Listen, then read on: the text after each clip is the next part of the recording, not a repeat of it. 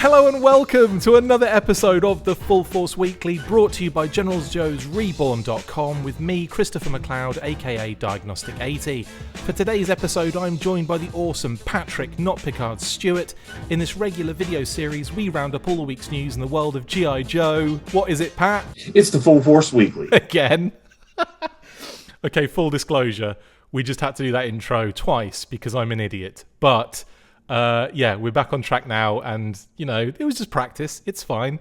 What I will say, Pat, though, is it's been a weird week for G.I. Joe news. We've had weeks in the past where it's been a little bit light in the news, and we've just, you know, either not done it or come up with some other kind of content. And then there have been weeks where it's been so busy, we've, you know, spent 2 hours on an episode almost. This week has been just weird, just plain weird. But enough of that. How are you doing today? Doing okay. It's definitely strange. I slept a little late and woke up and have not really kept up on the news throughout the week. And it almost seems like I'm still asleep or I'm in a time loop now as well. I don't know, because this is second time through saying the same thing. Amazing. One, it is weird and it feels like a dream. But also the same notion, we've just done this, so weird. Yeah, I'm not sure. Maybe I'll wake up after it's over and then we'll do the Full Force Weekly for real with the real news. I don't know. That's strange. For those that aren't paying attention, let's get into that first news segment, and obviously for Pat's benefit.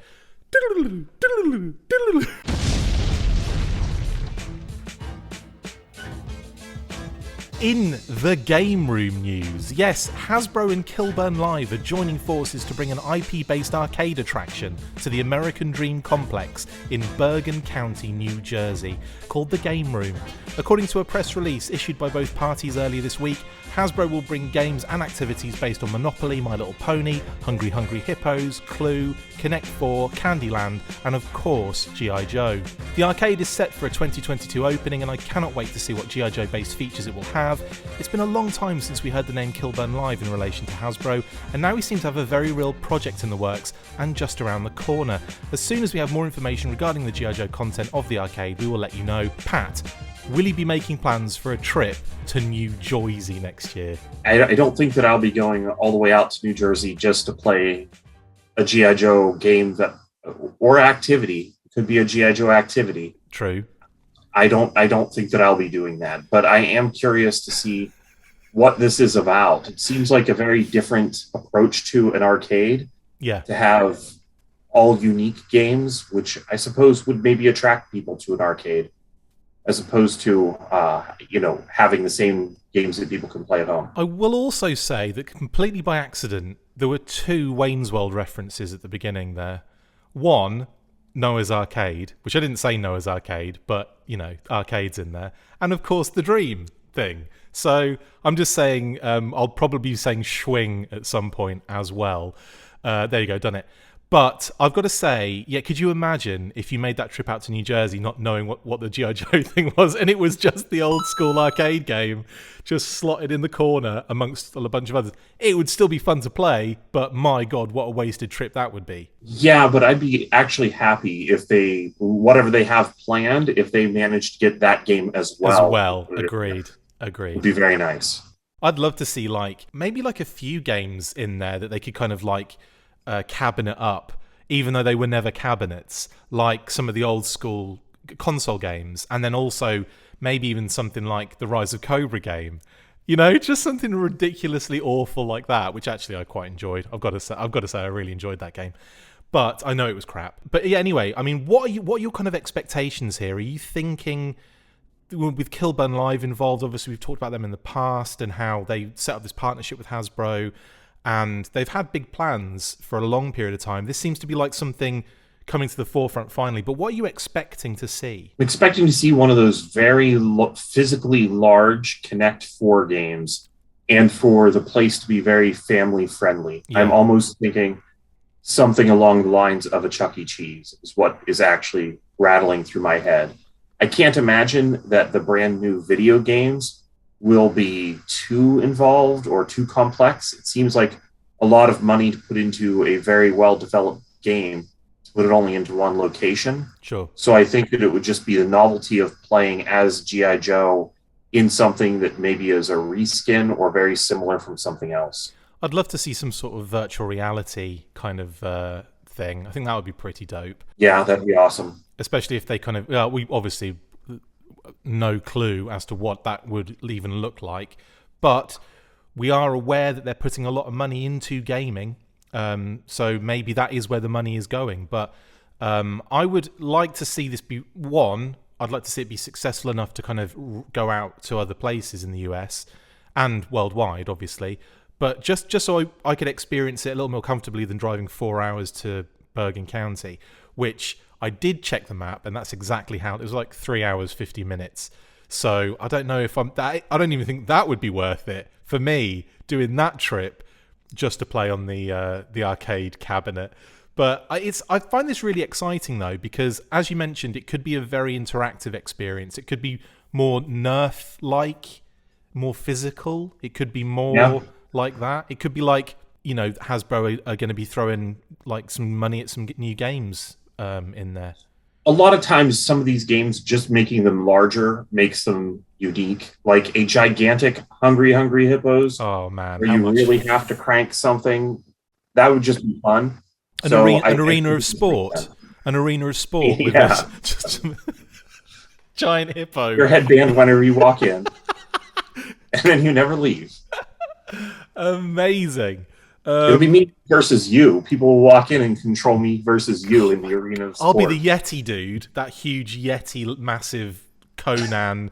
Yeah, it's like a giant Conan the Barbarian, and you can be Duke. I just have to remember the tin. Was it foil that they used? Yeah, they kind of stuff. They get it in there. Stuff in between the. Yeah, I believe so.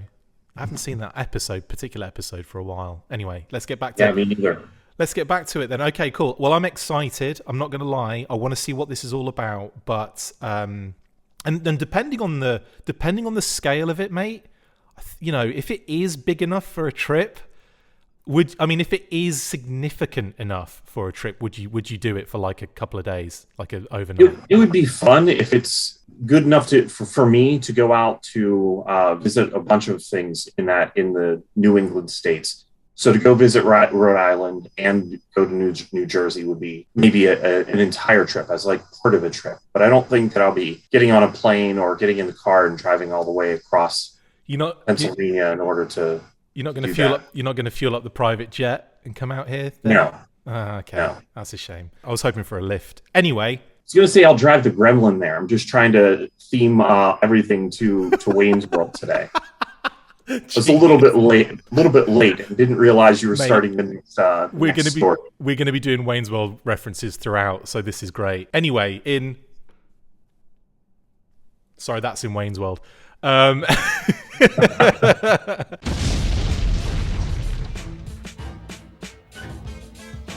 In the Magic Squad news, looks like the Hasbro Kilburn Live partnership is in full swing now, as they present a brand new touring kids magic show that will feature a number of Hasbro properties, including G.I. Joe.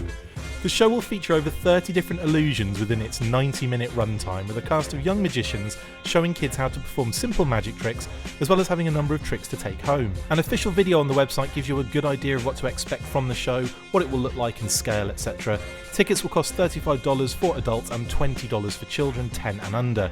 No official word yet on when tickets to the shows will be made available, but the website states coming soon to a city near you, and you can sign up to be notified when they go on sale. I have to admit, this isn't something I'd be interested in necessarily, but I am curious to see how G.I. Joe is incorporated into the show. Hasbro and Kilburn Live are starting to ramp up their partnership, and I fully expect more of these sorts of events and projects to start appearing over the next few years. Pat, this came out of nowhere, didn't it? Yeah, this is the one that I'm still not sure is a real, really happening in the real world, or if I've not woken up yet.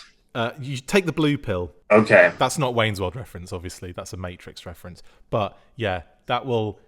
I'm not sure actually. Will the blue pill help or hinder? I can't even remember which one takes you where. It doesn't matter. Anyway, Take one of those pills and you'll still be none the wiser, I reckon. What is going on? Explain to me what is happening here. I kind of thought that whenever I heard Magic Squad, that it was going to have something to do with the card game. Same. But that was my initial expectation when I saw the title on His Tank. And I clicked on the link and I was like, I was not expecting this at all. No. It's just going to be Crystal Ball with a shield. Hypnotizing loads of kids. Hypnotizing everybody. Into giving them loads of money. That's what's what really could it be? I'll tell you what this is, Pat. This is the plot of a Sunbow episode, isn't it? It's very similar. It feels like it, yes. This is a Cobra plot to take over the world. Yeah. I'm contacting Buzz Dixon and finding out what the hell is going on with this particular episode. But I do find it very intriguing, nonetheless. So, does anyone else, or is this just me that wants to see what this is about? I'm sure other people will. It's interesting that Hasbro's doing something with magic and incorporating everything but magic. It's just so strange. I don't know what to make of this. Tell me now that Magic being a card game as well would not fit seamlessly into a Magic show with a card trick. Like, to me, that is just 101 kind of marketing, unless there's some sort of stoppage not allowing the two to kind of coexist. Maybe somebody would be confused. They would go to the shops buying Magic cards expecting there to be instructions for Magic tricks included in the deck. So maybe that would be bad to incorporate Magic. It may be brand confusion. There's definite confusion. I think the main confusion is between us two right now. Yeah, that's true. And our confusion over what this is about. I mean, it looks kind of fun, but like, again, I don't even think I'd have been that interested as a kid. I probably would have been maybe drawn along because of the G.I. Joe aspect. But I've never really been a massive fan of like audience interaction at shows like this. I always get a little bit, and this is coming from a mad extrovert, by the way. Like I enjoy. Yeah, that's why I'm kind of surprised. But I've never been a massive fan of that, because I feel like it's like the sword of Damocles is dangling over. He's like swinging over you, and you're just like, who's it gonna kill first? And I just feel like that it brings like an added bit of pressure into a situation where you just want to sit down, relax, and enjoy something. And I feel like I switch into certain modes depending on the situation. In a situation like that, I don't feel like I should be involved. I should be sitting there watching other people do something, and it always makes me a little bit kind of, oh no, I don't want to do this. I was a little bit, when I went to see Blue Man Group with Kate, Adam, and Zoe. This was when we did the Florida convention, the Disney convention ages ago, the G.I. Joe convention, sorry, multiple years ago. And we went to see the Blue Man Group, and I was a little bit like, oh, I don't necessarily want to do this, because I just know they're going to like, because it's one of those things where they just grab anybody. It's not like, you get asked if you want to do something, you just get grabbed. And thankfully I wasn't, so it wasn't that bad. But there was that anxiety throughout the show where I don't necessarily want to do something. I just want to relax and watch this. So that's what I'm getting that with this too. You think they're just going to snap you out of your house sometime and force you into a G.I. Joe Magic show? Yes. No, I mean, if I went to the show. Are we just tapping into a deep fear of yours? It's like, I always have this, speaking of fears, I also have this weird fear when I go swimming, that when I go under the water, I'm not going to be in the swimming pool. I'm going to be in the middle of the ocean all of a sudden, and I'll come up out of the water and I'll just see nothing for miles. I have had that irrational fear of swimming pools, and it's weird because I enjoy swimming and I do it a lot when I can, but I've always had that weird little thing, like I'm going to go underwater, there's going to be a shark there or something, and I've had that for I don't know how long, like just ridiculous irrational fear. Tell us all yours. Yeah, that's not going to happen. That's not going to happen. Tell us all yours, Pat. Put it all out. I've had a fear for a long time that if I drive with the windows down at night, that a deer will hit me from the side and stab me in the neck. I don't know why. Mate, do you know what? I feel the same way. All our irrational fears are coming out. It's amazing. As if I think this magic news has had an effect on us, and now we're just pouring our hearts out to the viewers and listeners. Viewers and listeners, tell us all of your irrational fears in the comments below. We turned into a therapy. So the magicians can play upon them during their show. Exactly. Okay. What is the plot now? That was the plot. Was we started off with a magic show, and somehow we're giving away our irrational fears. This is crazy. This is crazy. Anyway, that's enough of that, because I want to move on and talk about some really interesting news as well as the weird and wonderful. We are getting some mysterious toy company news.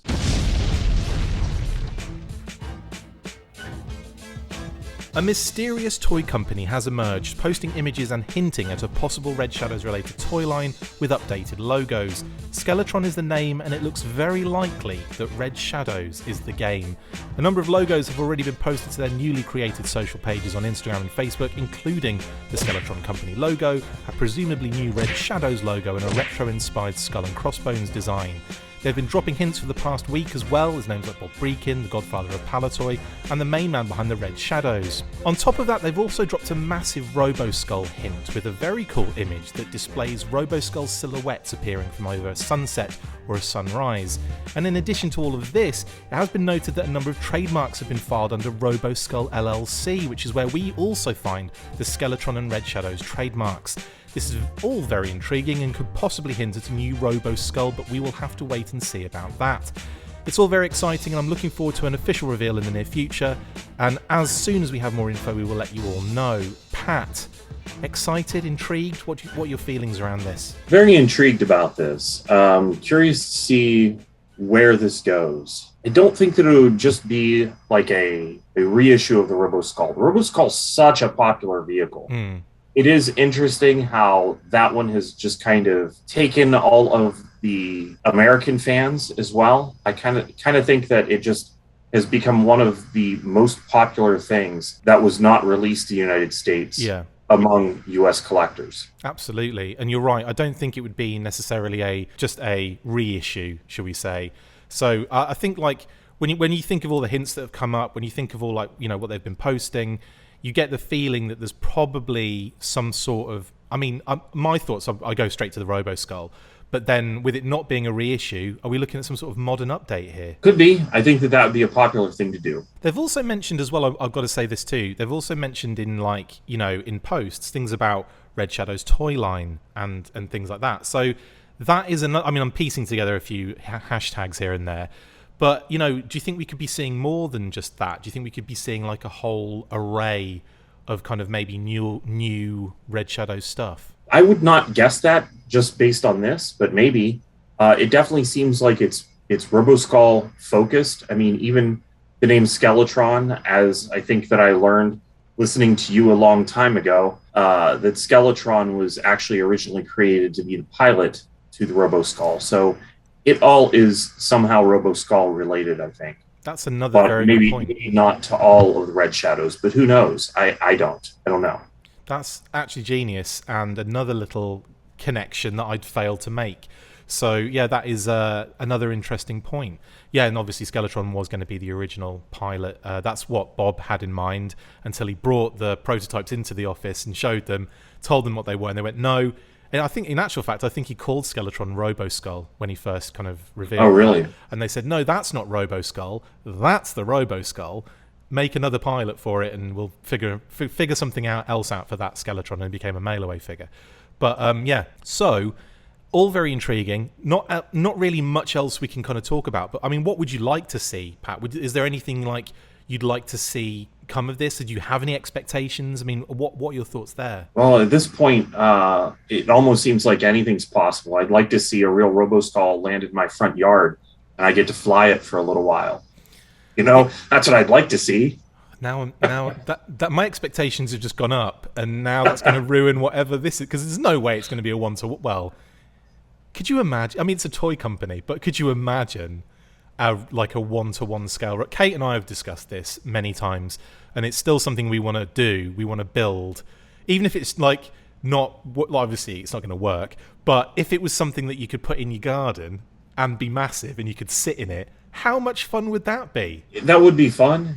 even if it had like the ability, I mean, because it's not like there's a ton of windows inside the Robo Skull. If you had like one that was fake that you could climb up into and then shut, and then get down in there and have one of those, video games that simulates motion as well. Oh yeah, It could feel like you're flying away in it. That'd be amazing. Simulator. I wonder how much money that would take to build.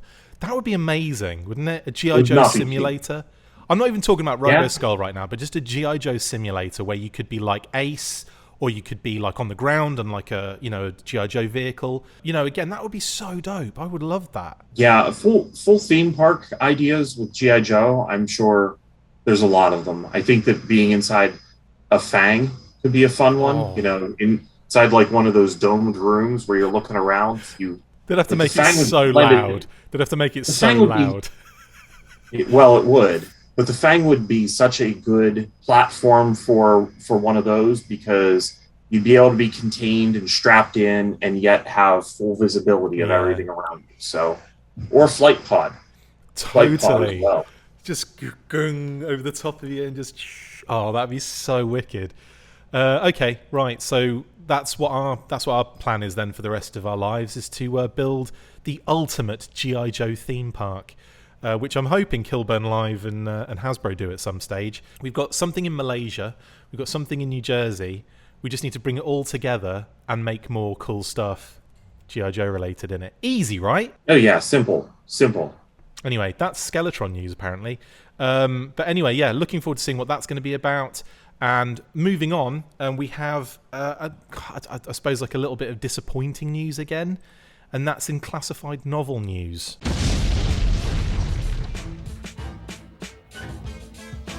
Yes, the upcoming G.I. Joe Classified Series novel has been delayed once again. This is the third pushback for the book, originally slated for release on August 2021 to coincide with the release of Snake Eyes G.I. Joe Origins. The date was pushed to November 2021 and was then delayed to March 15th, 2022.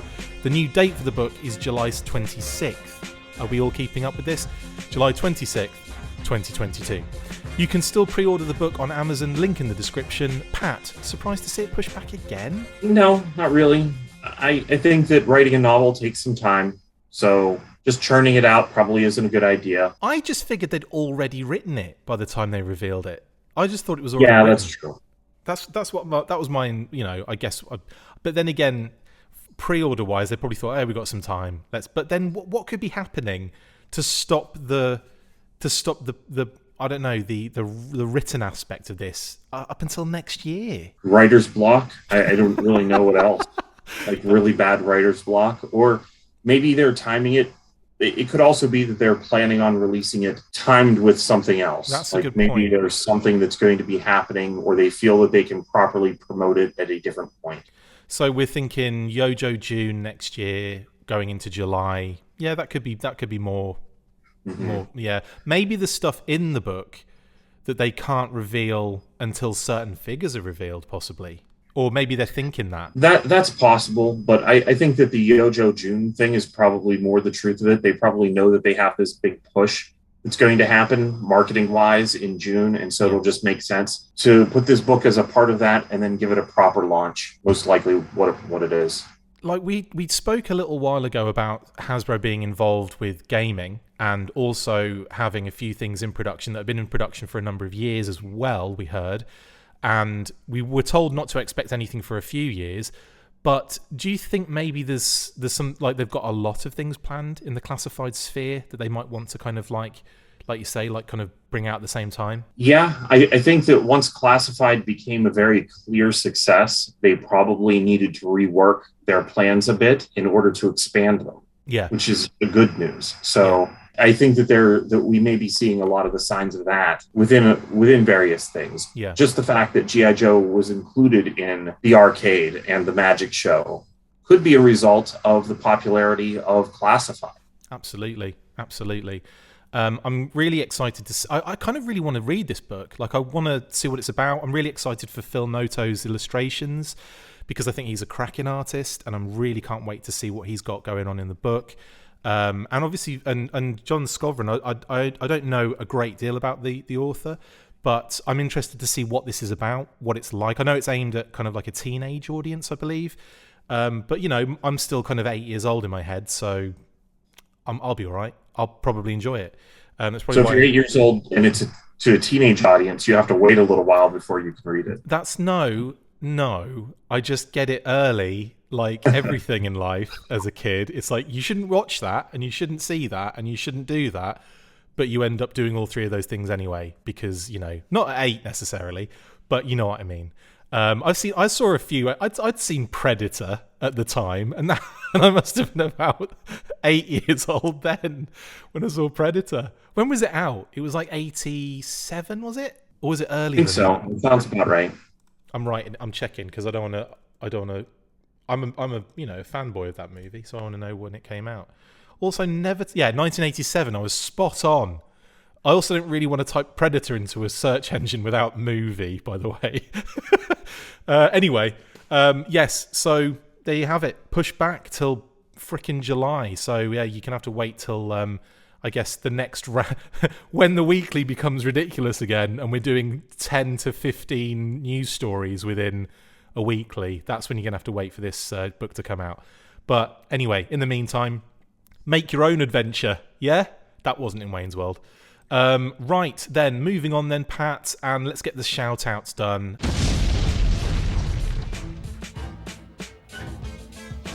You can go first. Take it away with your shout-outs. Well, I forgot when I was shouting out Philip last time, I forgot to give him a shout-out for finding a helmet for my Bodhi figure. Nice. Look at that. Yeah, he's been standing there like that for the longest time, but now... Oh, he was naked and now he's not. Brilliant. Yeah. So I have that. Tell us a little bit about that toy line. And also, Articulated points to a whole episode on it as well, don't they? That's right. Philip's a big Photon fan. He'd actually read the novels when he was younger, and that by John Scovran and Phil Noto. Again, it was. I can't remember who wrote the Photon novels. It's in the Articulated Points episode. Yeah, link in the description, guys. But as a kid, I had Photon, and on the back of the box was this figure as well as Warrior, the four-armed orange larger guy. I've got forearms. And I honestly didn't know if they came out or not because I never saw them when I was younger. I don't think I did. I never saw them. Pretty sure. Yeah, if I would have seen them, I think that it would have kind of stuck in my head a little bit more, or I would have actually looked at them. You know, I would have taken the time to look at them because they looked cool. Yeah. I had the guns, but I always kind of thought of Photon as being the lesser of the two between Photon and Laser Tag. And then through talking with Philip, it turns out that Photon was actually the original thing, and that Laser Tag came later and was kind of the play on Photon by a larger company. And then I was like, well, yeah, but they function better.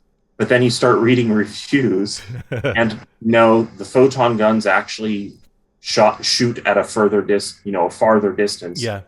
So it functions better. So it's just interesting to look at marketing in the 80s and how that may have affected me, you know? Totally, you got totally propaganded by Laser Tag. Yeah. Yeah, because Photon... I have to admit, looking back on it, I think Photon maybe was better. Absolutely. Well, I mean, I love the fact they had action figures attached to it. Really, really cool. And and the action figure interacts with the blasters because there's a sensor here. Fantastic.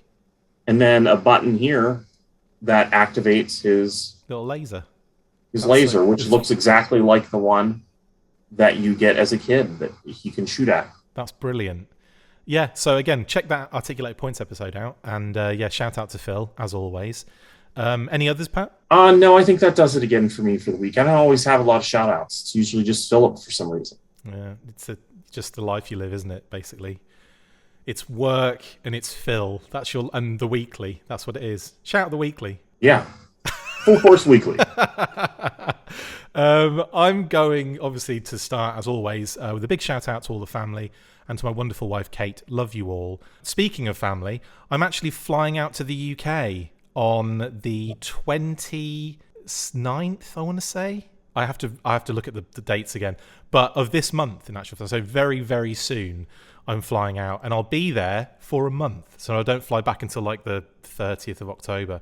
So 28th of October I fly back. So I think it's 29th to the 28th I'm going. And so I'm going to be in the UK for quite a significant amount of time. I haven't seen my family for a long time, since since Christmas before last. So it's very long. It's a long time coming, shall we say? Thanks COVID. So I'll be flying out there. Like I said, if you're in the area vicinity and you want to hang, let me know. I'll probably completely avoid you and not bother, but we'll see. 6 feet apart, wearing a mask at all times. But you know what I mean. If any of my friends are about and you watch this, then let's hang. Anyway, I'll be there. Big shout out to the family. Can't wait. It's been so frigging long. And I get to see all of my collection in the UK again. I get to revisit it. I'm going to do what I usually do. If I have a nice day, like a nice sunny day, I usually go into the barn. I empty everything out, like on a big tarpaulin in like the boxes, and I go in and I double check everything's okay, make sure everything's nice and clean and tidy, and then I put it all back in the barn in a nice clean the barn out, and then I put it all back in again. So I'm going to do that. It took me about 8 hours last time. In fact, it took me about 2 days last time I did it, but I'm gonna try that again. So that'll be fun.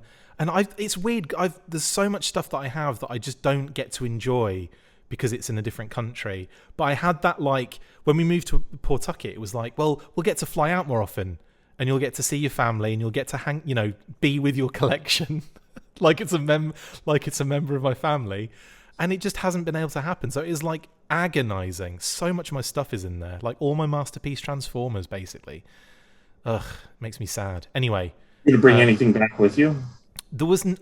It's honestly, dude, it's so difficult. And I do have a lot here in the US as well. Like that's, our storage little thing downstairs is already full up, annoyingly. So, I don't know. I'm happy because I've still got stuff around to doink around with. I don't know why I don't just say play. So I can't wait to go back. Can't wait to see everyone, all my friends, all my family. Cannot wait. And to Brian Sauer, as always, for the awesome graphics. We are getting a revamp next week as well, by the way. So the graphics are getting a slight change up because we're going from summer to fall. You may have noticed why we changed the graphics. It's to coincide with the time of year. So we're getting some fall graphics, if you can speculate as to what that might be. If you want to have a guess, comments are open, guys. Go and see what do you think, what do you expect? And we should have a reveal on Wednesday as to what they are when I change all of the social imagery. Anyway, so big shout out to Brian. What we got in. Have you had anything in, Pat, before I go into mine? Number of Transformers for me this week, again. Nice. I got in the Ark, which is too large, and in the other room, I got in Galvatron. Nice. And then I came home last night, and the 2-pack of... Oh, yes. Sideswipe. Yeah. And Silverbolt. Amazing. We're in. So they look really cool. I do love the mainline Transformers line is so good, isn't it? Real quality. It is really good. There's so many characters at this point. It's massive. And it's funny, like, and a lot of people kind of complaining that, each trilogy you're getting similar characters coming out and stuff, but like they've improved on the last kind of almost every time. And obviously there's a lot of difference in the Kingdom series, so you're getting a lot of cool new stuff as well, aren't you? Yeah, and there's a lot of characters that we've not gotten again, that they're pretty much going to do once and then not do them again. And to some degree, getting the Combiners and Combiner Wars, getting the Headmasters and Titans Return, those are probably going to be the favorites of those characters for quite some time. Absolutely. Cool, man. Good ins. I just had... I should be wearing it, but I'm not. But I've in the wash. Obviously, the virtual running club stuff came through, which I'll talk to Justin about in the movie weekly, which will be coming up shortly after this one. But I did get, movie related, G.I. Joe Classified Storm Shadow, which came in finally from Pulse. Now, yes, I already have these, thanks to Hasbro, but this was the actual one I ordered at the time. Still no sign of Snake Eyes or Baroness, so I don't know what is going on with shipping when it comes to Hasbro Pulse, but I guess it's just like whenever they get it, after giving everyone else their stuff, like retailers and so on and so forth. Which, you know, I'm cool because I've had that Storm Shadow the entire time, but it's weird, isn't it? It's so weird. Anyway, this is another really cool thing I got in, the Jada Toys 18 pack, which is really nice. Like I do like this set. I think it's really fun. Comes with a lot of cool characters. What I did notice, I only noticed actually after Andrew Franks pointed it out when I sent him a picture of it, was that the Serpentor that's in here is modelled after the 25th anniversary version and not the original, which is quite interesting, I think. And a bit of a shame because I'm not a fan of that figure. It still looks good. That one I believe was adapted from some designs that existed in Valor versus Venom. Was it not? I don't know off the top of my head. I'd have to check that out. I know a few of the figures were adapted, and like some of the accessories, like Polly, I believe, was from Valor versus Venom. Yeah. So was Firefly's backpack. Yeah. So there were a few things, and Buzzer was supposed to be a figure that would come out then. So I believe his chainsaw was the Valor versus Venom design, and probably some of Serpentor. I'd be curious to know how much of him, but yeah, that's true actually. Like I was never a fan of that 25th though. I must admit, like no matter what influence it kind of had coming through with it, like it didn't grab me like the original. The original is just so stunning in terms of its like design, really kind of intricate stuff going on as well, and they kind of really, I don't know, they made it very basic on the 25th. In any case, it's a really cool set, by the way, the Jada Toys set, and you know, some really fun characters in there like Barbecue, Dusty, Doc. You know, a few people have said, like, you know, could this be like a character list of classified figures? But to a certain degree, you could say that. But like Doc hasn't, you know, there's been no talk of a Doc at any point. But the rest of them are. Oh, Serpentor as well. I don't think we've had any kind of Serpentor intel. So, yeah. Interesting, though. Where did you end up getting that? I think Entertainment Earth. Entertainment Earth? Entertainment Earth. So thank you, Entertainment Earth, and thank you, Pat, for reminding me where I got it from. Otherwise, I wouldn't have shouted them out. Yes, and yeah, so that brings us to the end of the shout-outs and the end of the episode, Pat. As always, we're going to you know, it's not Pride Month anymore, but we are still going to show our support for the LGBTQ plus community because that's the kind of people we are. As we said last week and every week, we stand with the Asian and Pacific Islander communities in saying Stop Asian Hate, and will continue to do so. Follow the links in the description if you want more information or just want to do more to help. And of course, to our patrons, viewers, listeners, thank you so much. We've picked up a couple more patrons again, so thank you very much. Really appreciate your support, guys. It's amazing. And even if Pat doesn't appreciate it, like I say that every week in a jokey way, because of course he appreciates it. Look, he hates it. He hates every time I mention it. Go on, Pat, tell him what you really think. I appreciate it, really. See? I think the Full Force Weekly. I thought that's what you were going to say, but that's even better. Anyway, yes, thank you, Pat. Much appreciated, mate, for coming on once again, being my right-hand, well, I suppose, co-host. Yeah, no, I appreciate being on again. I really do. I like thanking you for coming on, but you are the co-host. I guess I'm the Garth Algar this week. Yay! I'll be Wayne. Why didn't I have my hat on backwards this entire time? Actually, no, he still has. He wears it forwards. Yeah, I just need Wayne's World on here, don't I, basically? Right, I'm off for a suck and cut. It was a suck and cut, wasn't it? I can't think it was when he puts the... Well, it really did suck. Amazing. There's so many... I can't even think of any more. Are we just going to fade to black then? Is that how this ends? Yeah. So that brings us to the end of this episode. Thank you for watching the Full Force Weekly. Massive thank you to my awesome co-host, Patrick Notpicard Stewart. See you next time. And as always, after 3, 1, 2, 3... Full Force!